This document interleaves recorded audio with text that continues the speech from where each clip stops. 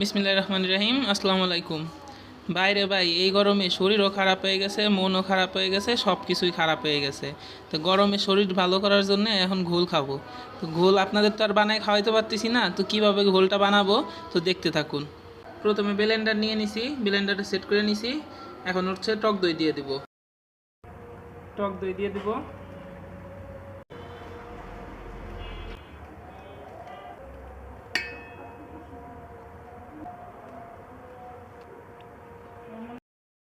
এখন হচ্ছে চিনি দিয়ে দিব।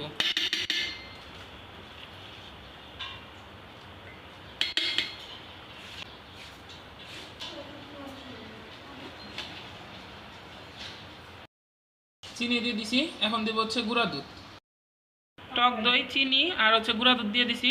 এখন হচ্ছে ভালোভাবে এটা মিক্স করে নেব ব্লেন্ডার দিয়ে। এখন হচ্ছে ঘোলটা মিক্স করে নিতেছি। এখন হচ্ছে ঘোলের ভিতর ঠান্ডা পানি দিব। বরফ দিলে ভালো হয়, বরফ দিলে হচ্ছে বেশি ঠান্ডা হয়, পেটের জন্য খুবই উপকারী। তো বরফ নাই, যার কারণে হচ্ছে ঠান্ডা পানি ব্যবহার করব। ঠান্ডা পানিটা দিয়ে দিচ্ছি।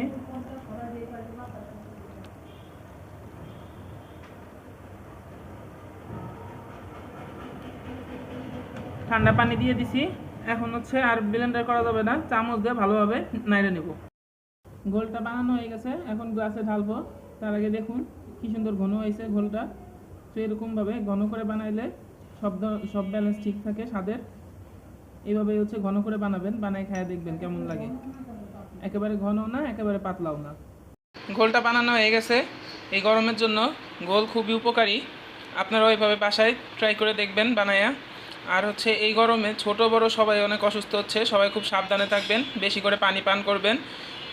আজকের মতো এখানেই শেষ করছি। সবাই সুস্থ থাকবেন, ভালো থাকবেন। আল্লাহ হাফেজ।